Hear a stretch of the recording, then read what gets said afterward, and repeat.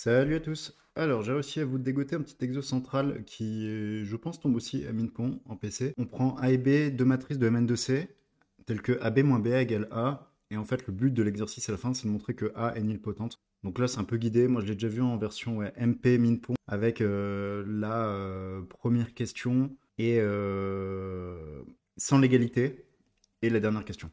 Donc la première question, c'est pour tout cas appartenant à n, pour tout cas entier, montrer l'égalité a puissance kb moins b a puissance k égale k fois a puissance k. Ce que je vais montrer, c'est quel que soit k appartenant à n, a puissance kb moins b a puissance k égale k a puissance k.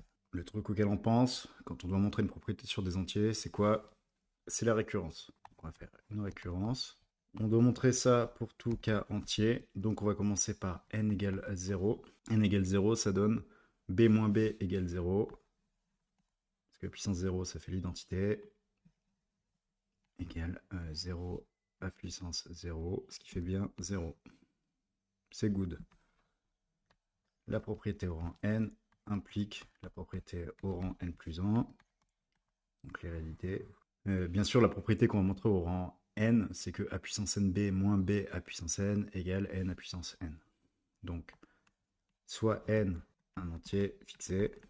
On suppose que pour ce n, donc, a puissance nb moins b à puissance n, ça fait n à puissance n. On va multiplier par a, c'est pas mal ça. A puissance n plus 1 b moins ab à puissance n égale n à puissance n plus 1. AB, d'après la propriété de base qui est que AB moins BA, ça fait A, on obtient que, comme AB moins BA égale A, eh bien AB, c'est BA plus A. Le tout fois puissance n, donc ça c'est égal à n à puissance n plus 1. Bon, mais là, vous l'aurez compris, on développe, on passe le terme qui nous arrange bien du bon côté. Donc ici, on a bien BA à puissance n, donc B à puissance n plus 1. On a du a puissance n plus 1 ici avec un moins, ce qui fait que si on le met de l'autre côté, ça fait du n plus 1 à puissance n plus 1. Je ne vais pas écrire la suite, mais donc l'hérédité est vérifiée, on a montré l'initialisation. Conclusion, pour tout k entier, a puissance k b moins b a puissance k égale k a puissance k. On passe donc à la question 2. Les matrices nilpotentes forment-elles un sous-espace vectoriel de Mn de C? Eh bien, la réponse est non, parce que je vais prendre A égale la matrice qui a des 0 sur la diagonale, des 0 en dessous de la diagonale, et des 1 juste au-dessus. Cette matrice-là, elle est nilpotente, on a A puissance n égale 0. On va prendre B, qui est rien d'autre que la transposée de A. Eh bien, on va l'écrire vite fait. On a des 1 juste au-dessus, et ici, on a 0. Vu que c'est la transposée, B puissance n, ça vaut aussi 0. Eh bien, je vous laisse vérifier que A plus B n'est pas nilpotente. Donc, ce n'est pas un SEV de Mn de C. On passe donc à la question 3. On nous introduit une fonction, je ne sais pas trop pourquoi, qui a une matrice M associe MB moins BM. Donc c'est un endomorphisme de matrice. Donc à une matrice, on associe une matrice, c'est pas un vecteur. Hein. Avec ça, on doit montrer que A est nilpotente. Vous allez voir, ça a du sens. Donc phi de M, on a dit que c'était